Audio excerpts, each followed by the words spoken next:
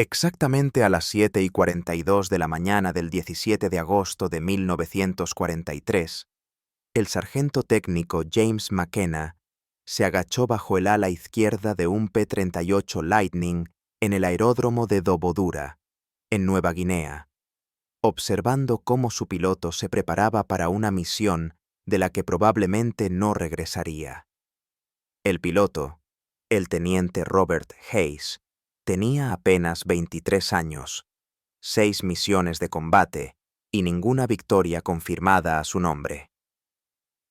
Aquella mañana, el mando japonés había enviado 18 Mitsubishi A6M0 para interceptar la patrulla. Hayes volaba directo hacia ellos. McKenna llevaba 8 meses manteniendo los P-38 y conocía cada pulgada del aparato de memoria. 2 motores, 2 fuselajes, una velocidad fulminante en línea recta, una bestia en las alturas. Pero bajo ese diseño brillante se escondía un fallo mortal que costaba vidas estadounidenses a diario. El P-38 no podía girar con un cero.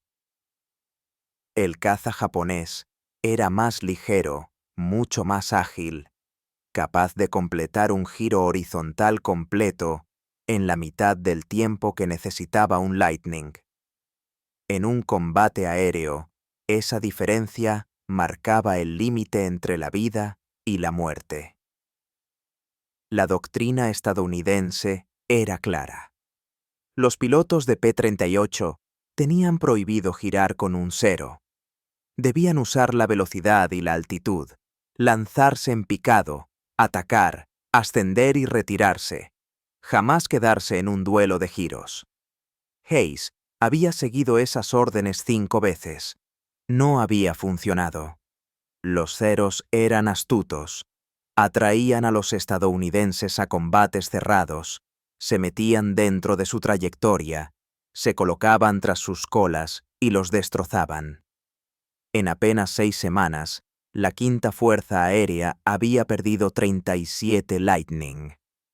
La mayoría cayeron atrapados en giros de los que no lograron escapar. McKenna había visto caer a demasiados de ellos.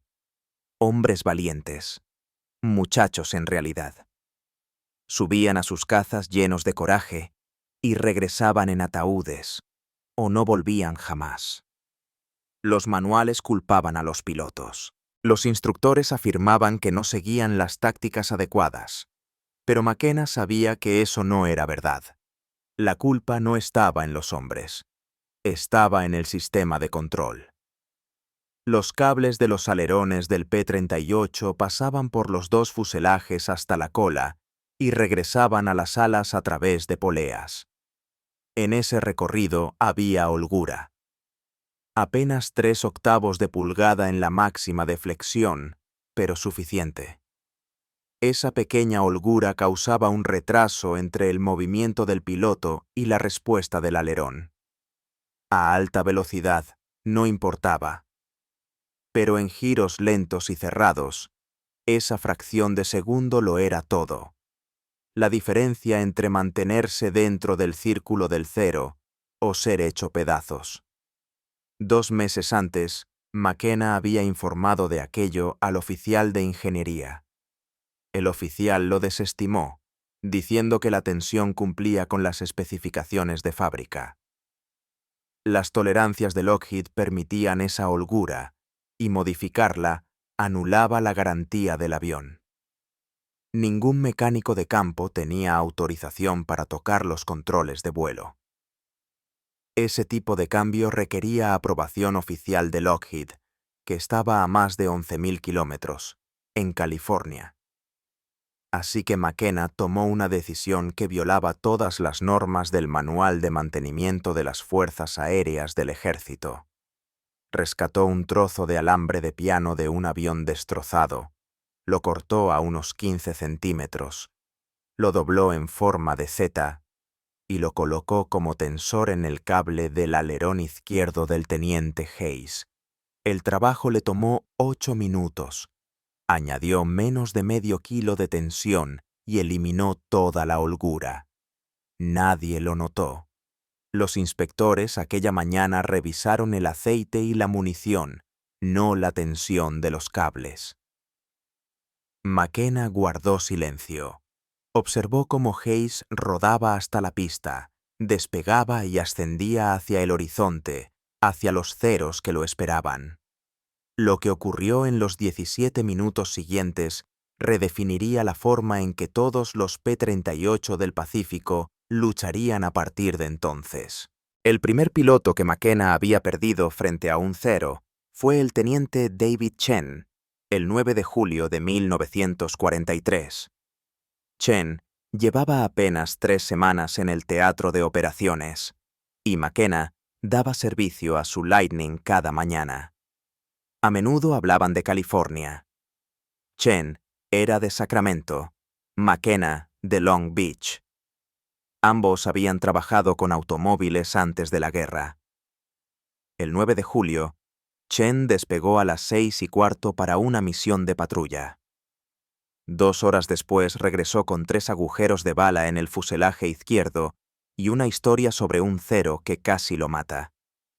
Dijo que intentó escapar en picado, tal como enseñaba el manual, pero los mandos se sentían lentos, como si el avión reaccionara tarde a sus movimientos. El cero casi lo alcanza. Su compañero de ala lo salvó en el último instante. McKenna inspeccionó los agujeros. Estaban perfectamente agrupados, disparos con una precisión impecable. El piloto japonés había previsto la posición de Chen con exactitud, algo imposible si el Lightning hubiera respondido de inmediato, a menos que el retardo de los controles le diera al cero el tiempo justo para ajustar el tiro. Chen nunca volvió a volar ese Lightning. El avión fue enviado al depósito para reparaciones, y McKenna no volvió a verlo. 3 semanas después supo que Chen había sido derribado sobre Rabaul, en la misma situación, atrapado en un giro del que no pudo salir lo bastante rápido. La segunda pérdida fue el capitán William Morrison, un experimentado líder de escuadrón con 11 victorias confirmadas. Conocía el Lightning mejor que nadie. Volaba con precisión, jamás con imprudencia. El 3 de agosto, la formación de Morrison interceptó 8 ceros a unos 3.600 metros sobre la Bahía de Oro. Morrison abatió a uno en su primer ataque. Morrison dio la vuelta para realizar otro ataque. 2 ceros invirtieron la dirección y se lanzaron sobre él. Más tarde, McKenna escuchó la conversación por radio que siguió. Morrison intentó volar invertido y ejecutar una maniobra split S para zafarse, pero informó que los controles se sentían pesados. Los ceros se mantuvieron pegados a él durante toda la maniobra. Lo derribaron a unos 1.200 metros de altura. Su compañero de ala contó que parecía como si el Lightning de Morrison no respondiera con la rapidez necesaria, como si él estuviera luchando contra los mandos. Morrison no sobrevivió al impacto. Su jefe de mantenimiento, un texano llamado Rodríguez y gran amigo de McKenna, estaba convencido de que algo no funcionaba bien en el avión.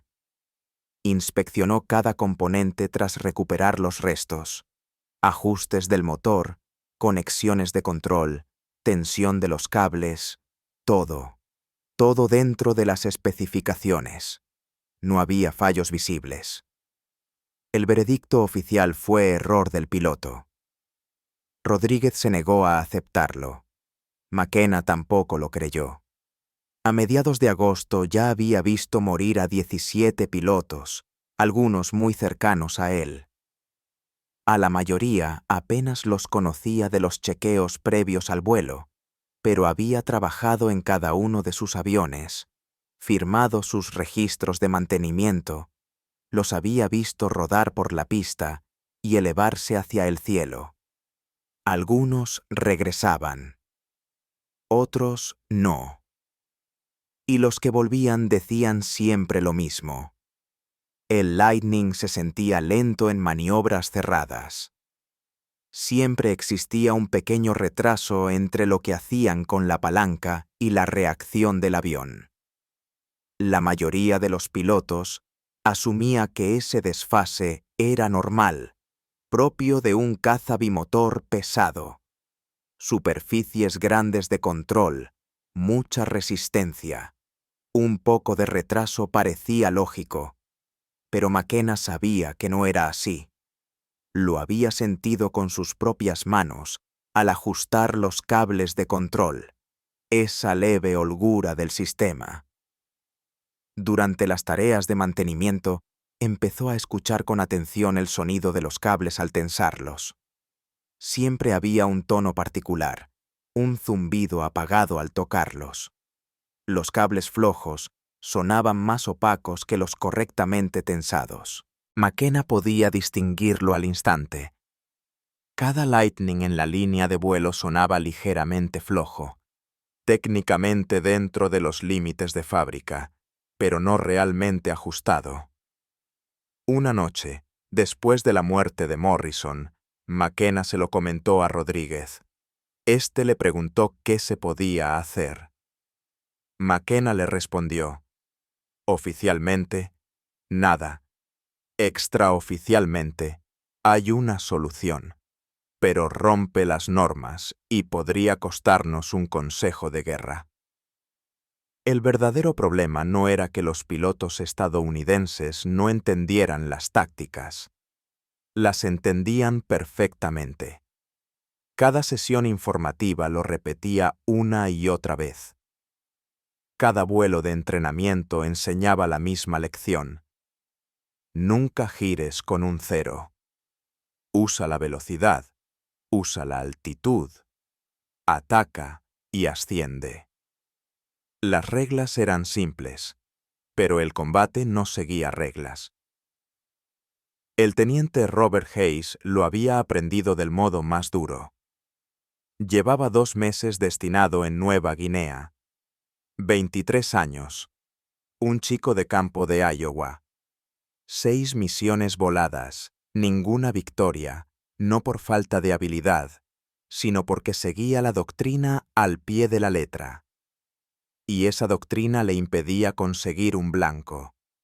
En su tercera misión, Hayes se lanzó en picado sobre un cero desde gran altitud, alcanzando más de 640 kilómetros por hora, descendiendo desde el sol, exactamente como indicaba el manual.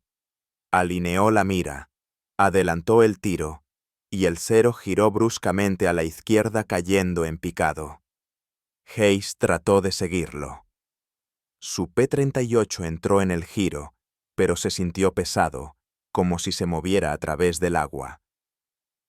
Cuando logró girar el morro, el cero ya había desaparecido. Hayes volvió a subir a altitud sin haber disparado un solo tiro. La cuarta misión fue peor. Hayes y su compañero de ala sorprendieron a 2 ceros a unos 4.500 metros. Hayes disparó la primera ráfaga y falló. El cero viró bruscamente a la derecha. Hayes rodó para seguirlo. Su compañero gritó una advertencia. 2 ceros más descendían desde arriba. Hayes intentó nivelar y lanzarse en picado para escapar, pero el avión respondió apenas un poco demasiado lento. Uno de los cazas japoneses abrió fuego y barrió su fuselaje derecho con una ráfaga de 3 segundos. Los proyectiles de 20 milímetros no perforaron, pero bastaron para hacerlo retirarse y huir hacia la base, dejando un rastro de humo. En la quinta misión, Hayes vio morir a su compañero. El teniente Thomas Parker, 21 años, de Boston. Habían entrenado juntos en Estados Unidos. El 14 de agosto, Parker se separó del grupo durante un combate cerca de Finschhafen. 2 ceros se colocaron tras él. Parker intentó todo: giros bruscos, cambios de dirección, maniobras de tijera, pero los enemigos seguían pegados a su cola. Hayes lo escuchó por radio pidiendo ayuda, el pánico atravesando la estática. Oyó a Parker decir que su Lightning no giraba lo bastante rápido. Luego llegaron los disparos, un grito y el silencio. Hayes no durmió esa noche. Casi nadie en el escuadrón lo hizo. La litera de Parker quedó intacta, sus pertenencias fueron embaladas y enviadas a casa. Su avión fue declarado pérdida en combate. El informe de mantenimiento no registró defectos. Causa oficial: error del piloto durante maniobra defensiva. McKenna había trabajado en ese avión la misma mañana en que Parker murió. Todo estaba perfecto. Sincronización del motor, alineación de las superficies, tensión de los cables, todo dentro de los límites. Y sin embargo, Parker estaba muerto. Y McKenna comprendía el motivo. Ese diminuto retardo en los controles, esa fracción de holgura que el manual consideraba aceptable, lo había matado igual que a Morrison, Chen y otros 14. Lo peor era el olor. Cada mañana, McKenna permanecía en el área de mantenimiento respirando combustible de aviación, metal caliente y fluido hidráulico. Era el olor de las máquinas a punto de ir a la guerra. Algunas regresarían, otras no, y McKenna seguiría allí a la mañana siguiente, rodeado del mismo olor, esperando al siguiente vuelo que fallara. McKenna siguió trabajando en más aviones, observando cómo piloto tras piloto caminaba hacia máquinas que no podían reaccionar con la rapidez suficiente para mantenerlos con vida. En la noche del 16 de agosto, Hayes apareció en el área de mantenimiento. Encontró a McKenna inclinado bajo el ala izquierda de su P-38 asignado, ajustando tornillos. Hayes le preguntó en voz baja si había algo que pudiera hacer para que el avión rodara más rápido, cualquier cosa. Dijo que no le importaba infringir las normas, solo quería una oportunidad para sobrevivir. McKenna lo miró y lo vio. El miedo, el agotamiento, la mirada de un joven que sabía que su tiempo se agotaba si algo no cambiaba. McKenna le dijo que regresara por la mañana, que intentaría encontrar una solución. Aquella noche, McKenna se quedó solo en el hangar trabajando. El silencio cayó después de las 23 horas. La mayoría de los hombres ya dormían. Solo el leve zumbido de los generadores lejanos y el golpeteo de los insectos contra las luces rompían la calma. El aire estaba cargado de vapores de aceite y del calor húmedo tropical. McKenna retiró el panel de inspección del fuselaje izquierdo del P-38. El metal aún irradiaba el calor del sol diurno. En el interior, el cable del alerón serpenteaba a través de varias poleas hacia la cola. McKenna lo tomó con la mano y tiró de él, sintiendo la holgura. Tal vez 3/8 de pulgada de juego antes de que la tensión hiciera efecto. Sus manos, cubiertas de grasa y doloridas por el largo día, notaron enseguida esa flojedad. Sabía que no era correcto. Su instinto se lo gritaba. El alambre de piano que necesitaba provenía de un P-38 destrozado 2 semanas antes en un accidente de rodaje. El avión había sido desguazado, pero antes de enviarlo al depósito, McKenna había rescatado un trozo de 15 centímetros de alambre templado del mecanismo del timón de dirección. Lo había guardado en su bolsa de herramientas sin saber para qué. Ahora lo comprendía.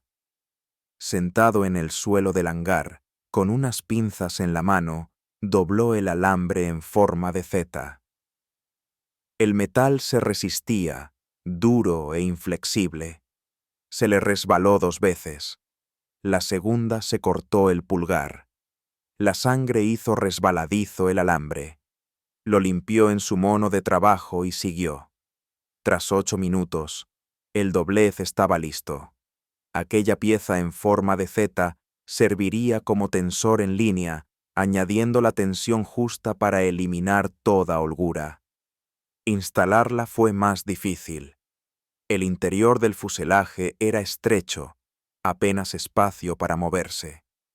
McKenna tuvo que trabajar con una mano, sosteniendo la linterna entre los dientes.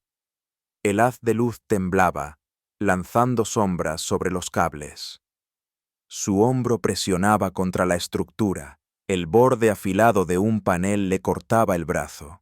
El sudor le corría por la espalda pese a la quietud de la noche. Desconectó el cable del punto de la polea, los dedos torpes con el pasador. Se le cayó y resonó dentro del fuselaje. Pasó 5 largos minutos buscando a tientas en la oscuridad hasta encontrarlo, el corazón golpeándole con fuerza. Si el oficial de ingeniería lo descubría alterando un sistema de control de vuelo, acabaría en un consejo de guerra, posiblemente con una baja deshonrosa, quizás prisión, pero si no hacía nada, Hayes moriría con toda seguridad. McKenna deslizó el tensor de alambre entre el extremo del cable y la polea y luego volvió a conectar el conjunto. El ajuste era justo. Tuvo que forzar el pasador para encajarlo. Cuando por fin lo consiguió, tiró con fuerza del cable. Sin holgura. La superficie de control respondía al instante. Perfecto. Selló el panel de inspección, limpió sus herramientas y se limpió la sangre de los dedos. A la 1:15 salió del hangar hacia la noche húmeda y sin aire. En la distancia escuchó el ronroneo de motores de avión, probablemente bombarderos nocturnos japoneses. El sonido le revolvió el estómago. Acababa de realizar una modificación no autorizada usando una pieza no estándar. Había roto varias normas. Si fallaba en vuelo, Hayes moriría. Y McKenna cargaría con la culpa. Pero si funcionaba, tal vez aquel chico tuviera una oportunidad. Se fue a su litera, pero no pudo dormir. Miró el techo hasta el amanecer. A las 6:30 regresó a la línea de vuelo. Observó al equipo de tierra repostar y armar el Lightning de Hayes. Lo vio dirigirse al informe previo y luego subir a la cabina. A las 7:42, Hayes despegó. McKenna se quedó junto a la pista, con los ojos fijos en el avión plateado que ascendía hacia la mañana azul, uniéndose a otros 16 en formación. Giraron hacia el noroeste, en dirección al espacio aéreo enemigo, y McKenna solo podía esperar. A las 8:14 comenzó el combate. La sección de Hayes, compuesta por 4 Lightning, interceptó 9 ceros a unos 4.000 metros sobre el Golfo de Huon. El sol quedaba a sus espaldas, una posición perfecta para un ataque en picado. Hayes volaba en la tercera posición. Su líder dio la orden de ataque y todos se lanzaron. Hayes eligió un cero rezagado, descendió desde gran altitud y aceleró hasta casi 610 kilómetros por hora. El cero llenó su mira. Hayes vio el sol naciente rojo pintado en su fuselaje, incluso la cabeza del piloto bajo la cúpula. Apretó el gatillo. 4 ametralladoras calibre 51 cañón de 20 milímetros rugieron. Los trazadores cruzaron el aire hacia el objetivo. La mayoría fallaron, algunos chispazos saltaron del ala enemiga, insuficientes. El cero giró bruscamente a la derecha y descendió. Hayes lo siguió. Fue entonces cuando lo sintió. El Lightning respondió de inmediato, sin vacilación, sin retardo. Movió la palanca y el avión se movió con ella, como si la máquina estuviera viva. Hayes jamás había sentido su P-38 reaccionar así. Era como si el avión hubiera estado esperando su toque, obedeciendo en el mismo instante en que daba la orden. Rodó 90 grados en la mitad del tiempo habitual, bajó el morro y encontró al Cero perfectamente centrado en su mira. Volvió a disparar, una ráfaga de 3 segundos. Las balas cosieron el fuselaje enemigo desde la cola hasta la cabina. El motor del Cero estalló. Fragmentos se desprendieron. El caza se volcó invertido y se precipitó hacia la selva dejando una estela de humo negro. Hayes consiguió su primera victoria aquella mañana, pero no hubo tiempo para celebrar. La voz de su compañero de ala irrumpió en la radio. Ceros, descendiendo desde arriba. Hayes levantó la vista y vio 3 cazas enemigos cayendo en un suave picado, acercándose rápidamente. Habían visto cómo destruía a su camarada y ahora buscaban venganza. Hayes empujó ambas palancas de aceleración hacia adelante. Empezó a ascender, pero los Ceros eran más veloces en descenso. Lo alcanzarían en segundos. Su única opción real era invertir la maniobra y contraatacar. Todo su instinto le gritaba que siguiera subiendo, que escapara. Esa era la doctrina, pero seguirla significaba morir ese mismo día. Giró bruscamente a la izquierda y tiró del mando. El Lightning giró con una rapidez que jamás había sentido. El morro cortó el horizonte. Vio al Cero líder girando para seguirlo, sin esperar que Hayes pudiera invertir tan rápido. El avión japonés quedó expuesto, completamente vulnerable. Hayes apuntó por delante y disparó. Los proyectiles impactaron en la raíz del ala izquierda. El ala se plegó al instante y el Cero se precipitó girando hacia abajo. 2 victorias en medio minuto. Los otros 2 Ceros intentaron una maniobra de tijeras, alternando giros cerrados para obligarlo a pasarse de largo. Hayes se mantuvo sobre ellos. Cada vez que invertían, su P-38 respondía al instante, sin retraso, sin lentitud, con una fluidez perfecta. El Lightning parecía transformado, como si unas cadenas invisibles se hubieran roto. Hayes sentía que el avión le obedecía sin vacilar, como si por fin comprendiera lo que él quería que hiciera. Uno de los Ceros cometió un error fatal. Giró demasiado bruscamente y perdió velocidad. Hayes se deslizó dentro de su giro a unos 60 metros del suelo. Disparó una breve ráfaga. Las balas atravesaron el fuselaje. El Cero se desintegró en el aire, los restos lloviendo frente a su cabina. Sintió temblar el P-38 cuando fragmentos golpearon el fuselaje derecho. 3 victorias. El último Cero se dio la vuelta y huyó. Hayes no lo persiguió. Le quedaban poca munición y poco combustible. Ascendió de nuevo, reunió lo que quedaba de su formación y emprendió el regreso. Toda la batalla había durado apenas 7 minutos. Cuando Hayes aterrizó en Dobodura a las 9:03, McKenna ya lo esperaba en la línea. Hayes apagó los motores, bajó de la cabina con las manos temblorosas y el traje de vuelo empapado de sudor. Caminó directo hacia McKenna y pronunció solo 2 palabras. Funcionó. Ninguno de los dos sabía que 6 pilotos habían presenciado toda la acción desde arriba. El capitán Frank Mitchell, volando a unos 4.500 metros, lo había visto todo. Mitchell era un experimentado líder de vuelo del 47º Grupo de Cazas. Había observado a la sección de Hayes entrar en combate y notó enseguida algo extraño.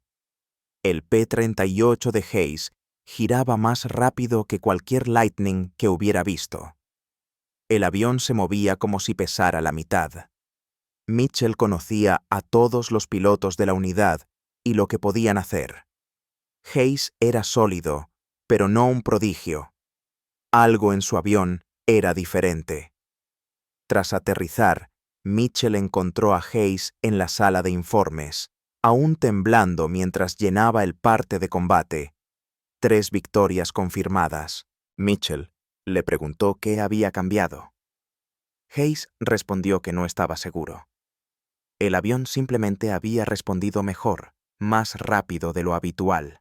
Cuando Mitchell preguntó si mantenimiento había hecho algo especial, Hayes le dijo que hablara con el sargento técnico McKenna. 2 horas después, Mitchell localizó a McKenna en el área de mantenimiento. El sargento estaba hasta los codos dentro de otro Lightning, con las manos negras de grasa y el mono manchado de fluido hidráulico. Mitchell fue directo al grano. ¿Qué había hecho en el avión de Hayes? McKenna vaciló.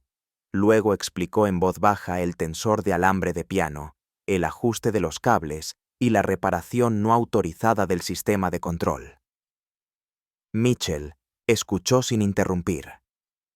Cuando McKenna terminó, le preguntó si podía hacer lo mismo en su propio avión. McKenna respondió que sí, pero le advirtió de los riesgos. La modificación no estaba aprobada ni probada. Si algo fallaba, ambos enfrentarían cargos graves. Mitchell dijo que no le importaba. Ya había perdido a 4 pilotos en un mes, todos atrapados en combates cerrados de los que no pudieron escapar. Si existía siquiera una posibilidad de ayudar a sus hombres a sobrevivir, valía la pena. Las reglas podían esperar. Esa noche, McKenna modificó el P-38 de Mitchell. El mismo alambre, el mismo método, los mismos 8 minutos de trabajo. A la mañana siguiente, Mitchell voló el Lightning y regresó exultante. «Ahora gira como un verdadero caza», le dijo a su compañero. «Ya no parece un maldito camión». El compañero pidió de inmediato a McKenna que hiciera lo mismo en su avión. Para el 20 de agosto, McKenna había modificado 9 aparatos. La noticia se propagó rápido por el grupo. Los pilotos empezaron a preguntar a sus jefes de mantenimiento por la reparación del cable. Algunos se negaron, citando las normas. Otros decidieron arriesgarse.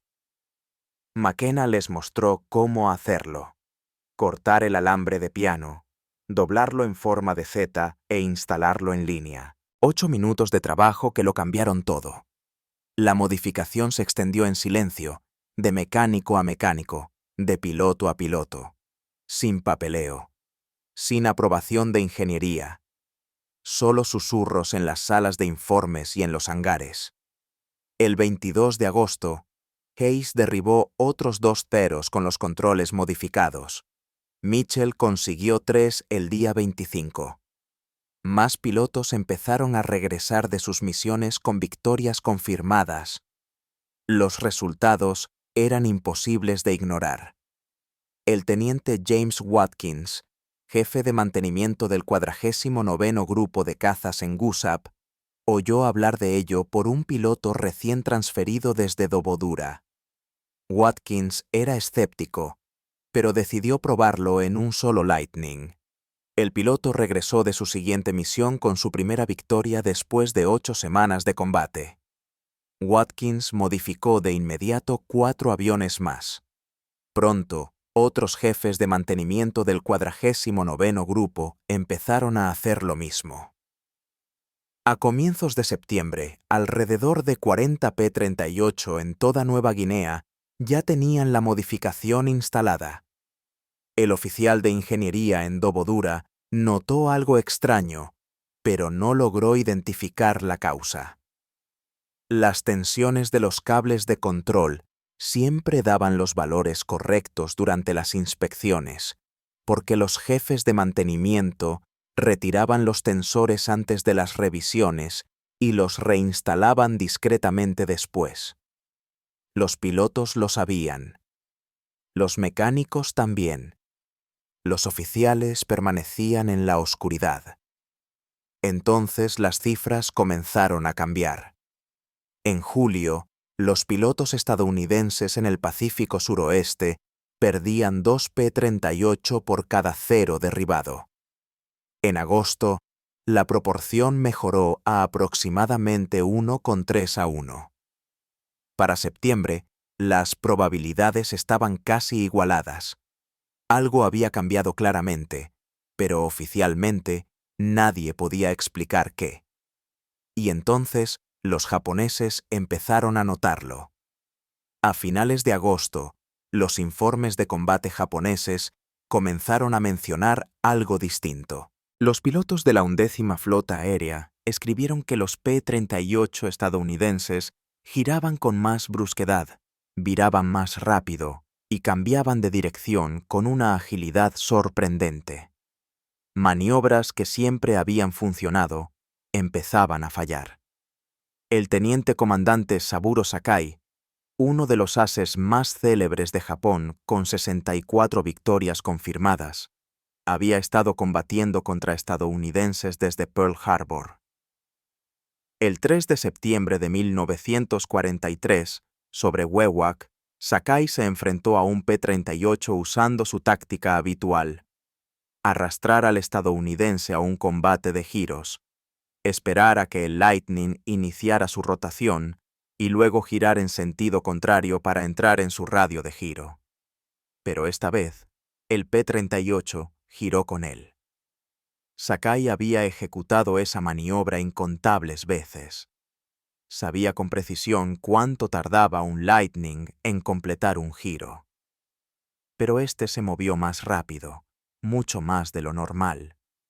Sakai casi chocó de frente con él cuando el estadounidense le apuntó con las armas. Obligado a lanzarse en picado, Sakai regresó a su base furioso y desconcertado. Otros pilotos veteranos empezaron a informar de lo mismo. Los estadounidenses no estaban cambiando de tácticas. Su modo de volar parecía idéntico, pero sus aviones reaccionaban más deprisa, lo justo para alterar el ritmo que los japoneses habían perfeccionado. La inteligencia japonesa intentó descubrir la causa. Examinaron restos de Lightnings derribados y no hallaron nada fuera de lo común. Los aviones parecían idénticos a los que habían enfrentado durante meses, mismos motores, mismas armas, mismo diseño. No sabían que la diferencia se escondía profundamente en el fuselaje trasero. Un trozo de 15 centímetros de alambre de piano que se mezclaba perfectamente con las piezas originales. Incluso si lo hubieran encontrado, tal vez no habrían comprendido su función. No era un arma nueva ni un motor rediseñado, solo una diminuta modificación en la tensión de los cables de control, pero ese cambio mínimo estaba costando la vida a los pilotos japoneses. A mediados de septiembre, los ceros caían ante los P-38 a un ritmo que no se veía desde los primeros días de la guerra. El impacto psicológico fue enorme. Durante casi 2 años, los pilotos japoneses habían dominado los combates cerrados, seguros de poder superar cualquier avión aliado. Ahora, esa confianza se desmoronaba. Ases que antes atacaban sin vacilar empezaron a contenerse, inseguros de si sus tácticas seguían funcionando. Algunos dejaron de enfrentarse a los Lightnings en combates de giro y adoptaron tácticas de ataque y fuga, pero eso significaba renunciar a la mayor fortaleza del Cero, su maniobrabilidad.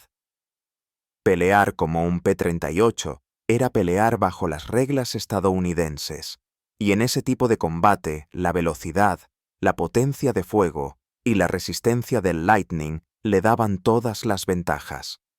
Otros reaccionaron volviéndose aún más agresivos, acercándose a distancias peligrosas antes de disparar, tomando riesgos temerarios.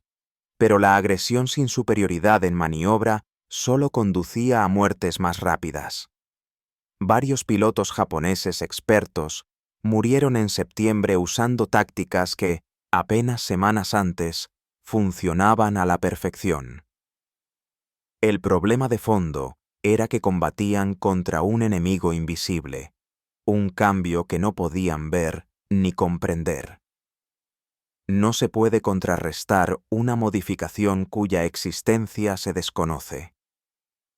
Al final de septiembre, la 11ª Flota Aérea había perdido 38 cazas en combates contra P-38. Las pérdidas estadounidenses en el mismo periodo fueron 22 aparatos. La proporción de bajas se había invertido por completo. Por primera vez en la Guerra del Pacífico, los P-38 estaban derribando ceros más rápido de lo que se perdían. El mando japonés emitió nuevas órdenes. Evitar enfrentarse a los P-38 salvo en número abrumador. Esa decisión marcó un punto de inflexión. El antaño dominante cero se había convertido en la presa, todo por culpa de un oculto trozo de alambre de piano que nunca debió ser instalado. La modificación nunca fue reconocida oficialmente durante la guerra. El Mando de Ingeniería de las Fuerzas Aéreas del Ejército la descubrió en octubre de 1943, cuando un inspector de mantenimiento en Dobodura notó lecturas irregulares en la tensión de los cables. Al rastrear el problema, encontró los tensores ocultos de alambre de piano, redactó un informe y lo envió a través de la cadena de mando. Aquel informe permaneció sobre los escritorios durante casi 3 semanas mientras los oficiales debatían cómo responder. La modificación violaba las normas, pero era indiscutiblemente eficaz. Los escuadrones de caza que la utilizaban mostraban mejores proporciones de victorias, y los pilotos sobrevivían a los combates con mayor frecuencia. La verdadera cuestión no era si funcionaba, sino si debían sancionar a los mecánicos que la habían instalado sin autorización o aprobarla en silencio después del hecho. En noviembre, Lockheed envió un equipo de ingenieros a Nueva Guinea para investigar. Realizaron pruebas exhaustivas, verificaron la tensión de los cables, midieron las cargas de esfuerzo y efectuaron múltiples vuelos de evaluación. Sus conclusiones fueron definitivas. La modificación era segura y eficaz. De hecho, determinaron que debía haber sido parte del diseño original desde el principio. Lockheed incorporó un sistema similar de tensado de cables en el modelo P-38 Shohota, que entró en producción en diciembre de 1943. Pero McKenna no recibió ningún reconocimiento formal, ni medalla, ni mención, ni siquiera una referencia en los informes oficiales. Lockheed atribuyó la mejora a un análisis interno de ingeniería. El nombre de McKenna no apareció en ninguna parte. Hayes sobrevivió a la guerra. Voló 63 misiones de combate, obtuvo 11 victorias confirmadas y regresó a Iowa en 1945. Se casó con su novia de la escuela, tuvo 4 hijos y pasó 37 años fumigando campos. Nunca olvidó lo que McKenna había hecho por él. Cada 17 de agosto, Hayes lo llamaba para darle las gracias por haberle salvado la vida. El capitán Frank Mitchell también sobrevivió. Ascendió a comandante de escuadrón, lideró su unidad durante la campaña de Filipinas y derribó 16 aviones enemigos. Tras la guerra, permaneció en la Fuerza Aérea y finalmente se retiró como coronel en 1963. Mitchell contó la historia de McKenna a todos los jóvenes oficiales de mantenimiento que entrenó, asegurándose de que comprendieran que, a veces, las mejores soluciones provienen de los mecánicos que ven lo que los ingenieros no perciben. McKenna permaneció en las Fuerzas Aéreas del Ejército hasta 1946. Al regresar a California, volvió a los motores. Abrió un pequeño taller en Long Beach en 1948 y reparó automóviles durante los siguientes 42 años. Rara vez hablaba de la guerra. Cuando la gente preguntaba, simplemente decía que era mecánico, que había arreglado aviones, nada más.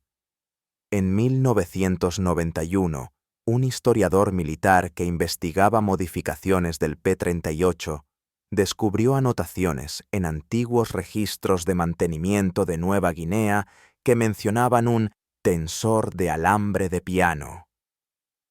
Siguiendo la pista, finalmente encontró a McKenna a través de los archivos de veteranos. Para entonces, McKenna tenía 73 años y aún trabajaba a tiempo parcial en su taller. El historiador le preguntó por la historia. McKenna la confirmó, diciendo que no era nada especial, solo algo que debía hacerse. Basándose en los datos de combate, el historiador estimó que la reparación improvisada de McKenna había salvado entre 80 y 100 pilotos estadounidenses. McKenna dijo que nunca llevó la cuenta. Solo recordaba a los hombres que regresaron: Hayes, Mitchell, Watkins y los demás. Eso le bastaba. James McKenna falleció en 2006, a los 88 años. Fue enterrado en el Pacific View Memorial Park, en California. Su obituario mencionó su servicio en tiempos de guerra como mecánico de aeronaves. No mencionó la modificación del alambre de piano, ni que había cambiado la forma en que los cazas estadounidenses volaban, ni que había infringido las normas para salvar vidas. Su viejo taller en Long Beach aún existe hoy, bajo nueva administración. En la pared trasera de la oficina cuelga una fotografía descolorida. Un joven mecánico con un mono manchado de aceite, de pie junto a un P-38 Lightning. En el reverso, la escritura dice: Agosto de 1943, Nueva Guinea. Así es como surge la verdadera innovación en tiempos de guerra, no a través de comités ni canales oficiales, sino gracias a mecánicos y sargentos que detectan un problema, hallan una solución y actúan sin esperar permiso. Si esta historia te conmovió, considera darle me gusta a este video. Nos ayuda a compartir más momentos olvidados de la Segunda Guerra Mundial. Suscríbete para mantenerte conectado con estas historias no contadas. Cada historia importa. Todas merecen ser recordadas. Y nos encantaría saber de ti. Cuéntanos en los comentarios desde dónde nos ves. Nuestra comunidad se extiende desde Texas hasta Tasmania, desde veteranos hasta apasionados por la historia. Eres parte de algo especial aquí. Gracias por mirar y por ayudar a mantener vivas estas historias.